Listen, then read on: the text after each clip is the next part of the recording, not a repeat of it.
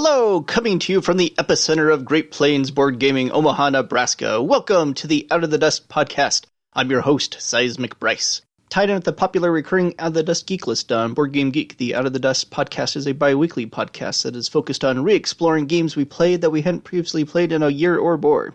Why did the game get dusty? Why did you decide to dust it off? How does the game compare to how you remembered it? Are you likely to play it more often in the future? These are the questions that we're interested in examining on Out of the Dust. This week on the podcast, episode 52. On the Out of the Dust segment, I'll bring Snowdonia out of the dust, and a contributor will dust off Expedition. On the reaction segment, I report another Game of Thrones card game Kickstarter update. On the What I've Been Playing segment, I review Tribes, Dawn of Humanity.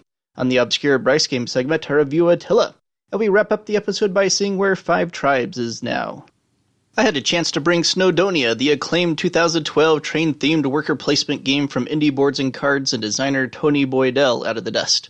I last played this 4 years, 6 months, and 20 days ago. I got this out of the dust to teach my friends Peter and Scott, who had never played it before. Based on the game's now classic status, Peter had backed the new deluxe Kickstarter edition and just gotten it in the mail. It's a great production, and I have to admit my jealousy. I definitely have some not backing regret because of all those expansions it includes. But it was a hard pass for me at the time because I already owned the game and a couple of the expansions. But I don't think the game was quite what they were expecting, and they both expressed disappointment at some of the mechanics. I think the brisk pace of the game and how many rails and stations the game winds up building caught them off guard. I'd forgotten that myself, but I quite like that element. I tend to enjoy systems that have me battling against the game more than the other players. I hope I get a chance to dive into all that expansion content, and I'm going to add this new addition to my wish list. In the meantime, this dusty play makes me want to break out my own copy for some solo play, too. Let's see what a contributor brought out of the dust. Marcel Sagel, username MacS1, brought the obscure Expedition, an archaeology-themed exploration 1996 Ravensburger game from designer Wolfgang Kramer, out of the dust. He last played it 5 years, 7 months, and 21 days ago and currently rates it an 8 out of 10. He writes, "Has it really been that long since I played this excellent game? Well, apparently yes, it might be a bit too light for most gamers, and it's a bit too long to be used as a filler. And somehow we haven't made much effort to introduce this to our kids. Maybe we should, both my partner and I really like it. Anyway, I threw this out as an option when the game group wanted a closing game, and they took the bait. It turned into a really weird game. First we exhausted the red expedition while the others barely moved, then the yellow one, and finally the blue one. Normally there's a lot more parallel action. Also, 6 players is a bit too much, especially if the game goes like this. So I can understand if the newbies weren't as impressed by the game as I usually am. Thanks for the contributions, Marcel. I had not heard of this game, but I'll give anything from Wolfgang Kramer a try, and I'm going to keep an eye out for an opportunity to try it sometime.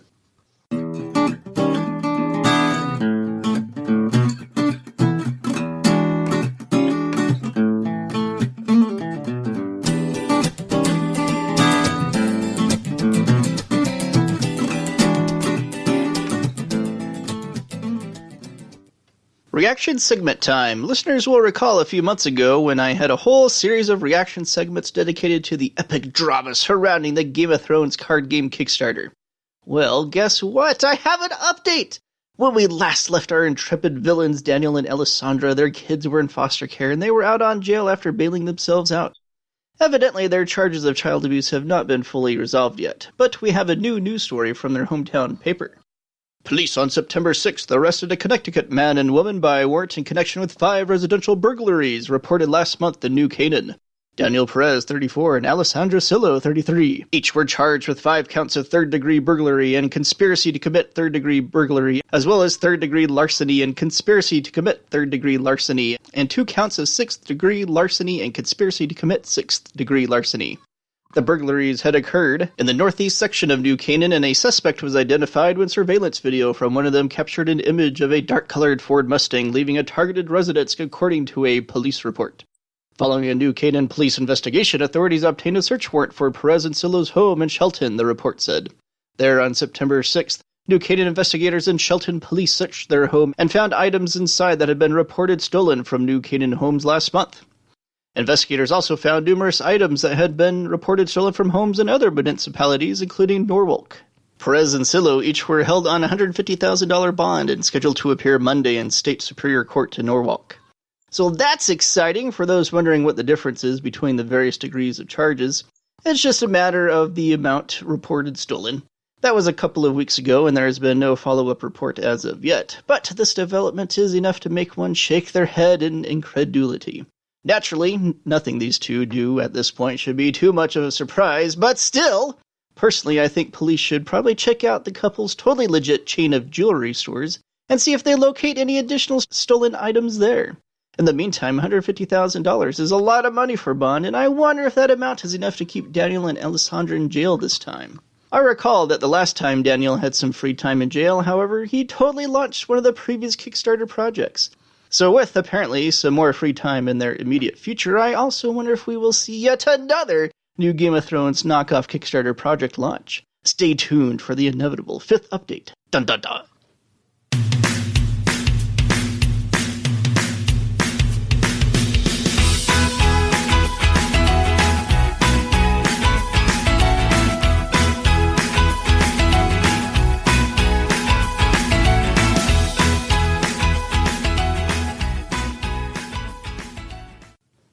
This week on the What I Have Been Playing segment, I'm going to tell you about Tribes, Dawn of Humanity, the new game from publisher Cosmos and designer Rusted Hawkinson.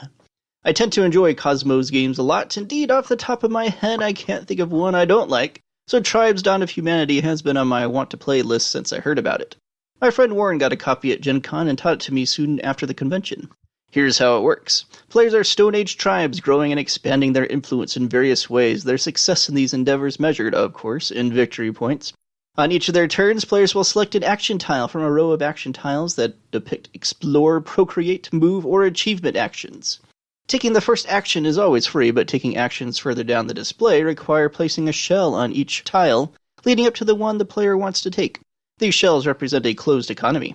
The Explore action allows players to draw additional terrain tiles for their personal tile-laying tableau. Procreate enables players to increase the size of their tribes.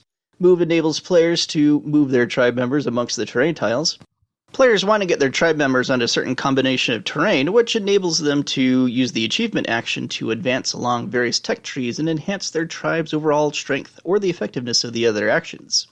Unlocking new achievements also scores players points and sometimes adds event tiles to the display. Some of the event tiles are good and some are bad, and eventually one player will run out of shells and be unable to avoid taking a bad one. The events each have a level on them depending on which tier of the tech tree unlock them. When a certain number of level 3 tiles have been claimed, the game is over, and final scoring for tribe size, large tableau of tiles, and advancing along the various progress tracks, which keep track of the effectiveness of each action granted by the achievement tiles, are added to the points accumulated during the game. Chalk this up as another winner from Cosmos. I was very impressed with the clean, fluid design and the depth the game offers. There are a lot of interesting decisions to make throughout the game, and I found myself engaged the whole time, even on opponents' turns, as a result. Like many other Cosmos games, there is an element of tactical timing present in the game, and I found myself satisfied and pleased when things happened later in the game that I had set up earlier. The game goes on my wish list, and I will be looking forward to further plays in the meantime when the opportunity presents itself.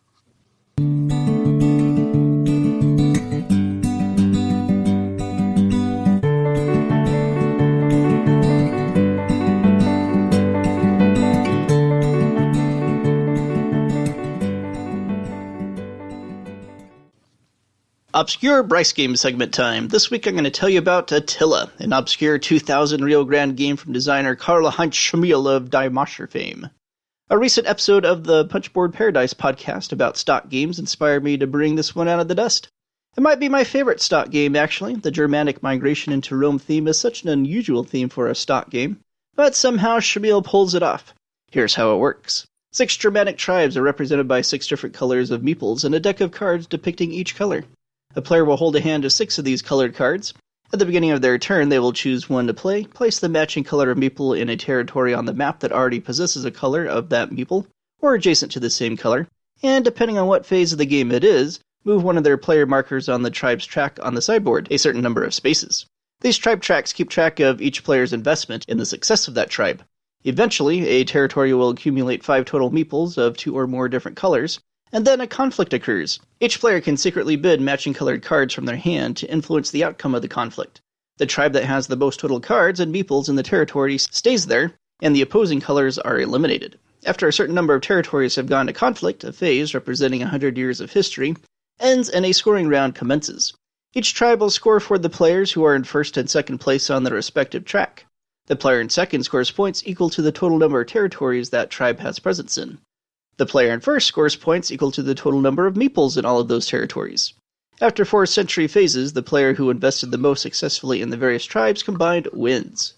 I remember when I first added this game to my collection, it was ranked at position number 1000 exactly on BGG, and even then it was quite an obscure title. It has slipped since then due to the number of new games that have been released, and because its obscurity has not faded. But this is one of those great older Euros that is easily accessible yet possesses a lot of depth. I'm a big fan of the adaptive strategy the game encourages. The game is reaction built upon reaction, as a player must react both to what opponents do between their turns, the positions of the various tribes and the various territories on the map, and the likelihood of future expansion of those tribes. The pace of the game is brisk and players are continuously engaged on everyone's turn. Timing is essential, and there is a delightful psychological element to the game as players weigh when to make a move with a tribe and where. I'm really glad I brought this out of the dust. It's one of those games that is best at 4 or 5, but I plan on continuing to seek out opportunities to get it to the table, and keep it in mind when that player count opportunity presents itself.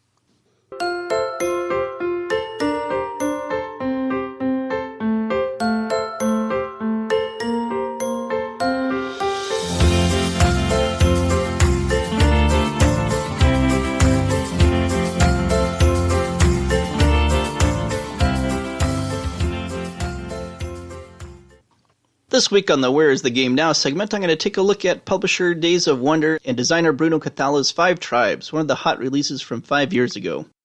5 years ago, I learned 30 different games of the month of September, an average of 1 a day. And out of all of those, 5 Tribes was my pick for favorite new to me of the month. Here's what I wrote about it then. What a fantastic design! It's very Feldian, which is probably why I like it so much. The Trajan-esque action selection mechanic, the tile and tribe abilities, and all the various Jin abilities make this an infinitely replayable game. At the time, I rated it a 9 out of 10, which is very rare for me to rate a game that highly when I first learned it. 5 years later, I think that rating remains accurate, and I might even bump it up to a 9.5 out of 10. So obviously I'm a big fan, but I'm not the only one. 5 Tribes has enjoyed a continuously steady stream of both critical and popular success, and today sits just outside the top 50 on BGG. Today it appears in 34,503 log collections on BGG, is listed as previously owned in only 1,891, appears on 1,244 want in trade lists, 7,406 wish lists, and only 352 for trade lists. It is currently averaging being played about 1,000 times a month by over 200 different gamers. These are all excellent statistics that indicate it has achieved a rare place amongst the pantheon of modern board games. Indeed, one can make the compelling argument that 5 Tribes has emerged as Days of Wonder's second most important board game behind only Ticket to Ride. But one of the things that makes 5 Tribes' success over the years particularly interesting and noteworthy is that it has had to survive controversy to do it. Many gamers may well remember the controversy of the original edition slave cards and how those were changed to fakirs in later editions. There were threads and threads on this topic when it was a controversy on both sides of the issue that would easily match up against any board gaming controversy that has occurred since. There were more than a few people who swore off Days of Wonder's games because of their solution. I can't help but wonder if those people followed through on their pledges or not. But it's not unfair to wonder if the attention the game garnered as a result of the controversy ultimately helped the game by keeping it in the news and conversations of board gamers. I don't think so, though. I think the winning combination of typical Days of Wonder production value, designer pedigree, and mechanical excellence were plenty to make 5 Tribes one of the elite board game success stories of the last 5 years. Well, that will do it for episode 52. Thanks for listening. With school back in full swing now, the podcast will be likely on a bi-weekly schedule for the immediate future, but I'll try to put out 3 episodes a month when the opportunity presents itself. Feel free to join the Out of the Dust Podcast Guild at BoardGameGeek.com. Follow the podcast on Twitter at OutOfTheDustBGG. Leave a comment at the Guild. PM me on BGG under user handle Radagast14, or email me at radagast14@CenturyLink.net. And join the Out of the Dust conversation yourself at our monthly geek list at BGG. All right, play me out, Ananda!